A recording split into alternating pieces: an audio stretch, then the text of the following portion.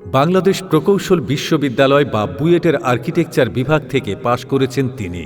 চলতি মাসের ১৯ তারিখে ঢাকা প্রকৌশল ও প্রযুক্তি বিশ্ববিদ্যালয়ে বা ডুয়েটের শিক্ষিকা হিসেবে যোগ দিয়েছিলেন।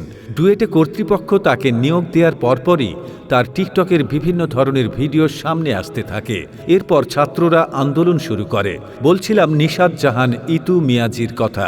জানা গেছে ইতু মিয়াজি বেশ আগে থেকেই সামাজিক যোগাযোগ মাধ্যমে আলোচিত সমালোচিত। সামাজিক যোগাযোগ মাধ্যমে ইতু মিয়াজির একাধিক ভিডিও পাওয়া গেছে, যার মধ্যে একটি ভিডিওতে ইতু মিয়াজিকে বলতে শোনা যায়, জন্ম থেকে যখন আমি প্রথম চোখ খুলি তখন আমার স্বপ্ন ছিল বড় হয়ে আমি টিকটকার হব।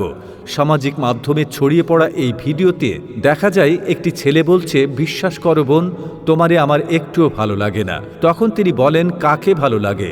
সানি লিওনকে ভালো লাগে, দেখতে ইচ্ছে করে। এই কথাগুলোর সঙ্গেই ইতু মিয়াজিকে অভিনয় করতে দেখা যায়। আরেকটি ভিডিওতে টাকা দেখায় আজকাল কাঠের পুতুল, কথা কয় বরাবরই, টাকাগুলো জোয়ান জোয়ান মাইয়ালয় ইত্যাদি বিতর্কিত গানের সাথে অভিনয় করতে দেখা যায় তাকে। শিক্ষার্থীরা বলছেন টিকটক ভিডিও নিয়ে তাদের কোনো আপত্তি নেই, কিন্তু তারা এমন শিক্ষক চান না যার রুচিবোধ, আচার আচরণ সমাজের প্রচলিত শিক্ষা ব্যবস্থা কিংবা সামাজিক মূল্যবোধের সঙ্গে সাংঘর্ষিক। একজন শিক্ষক শুধু পড়ালেখা শেখাবেন বিষয়টা এমন নয়, তার সামগ্রিক সবকিছু শিক্ষার্থীরা অনুসরণ করে। তার কাছ থেকে পড়াশোনার বাইরেও নানান কিছু শেখে। ইতু মিয়াজি বিতর্কিত ভিডিও করেন বলেই তারা তাকে শিক্ষিকা হিসেবে মেনে নিতে পারছেন না। বিশ্ববিদ্যালয়ের একাধিক শিক্ষক জানান, টিকটক ভিডিও তৈরি করা নিয়ে তাদের কোনো আপত্তি নেই। আপত্তি শুধু কুরুচিপূর্ণ কন্টেন্ট নিয়ে।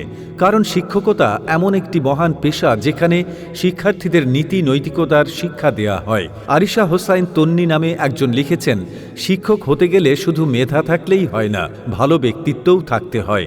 ব্যক্তিত্বহীন মানুষ কখনো শিক্ষক হতে পারে না।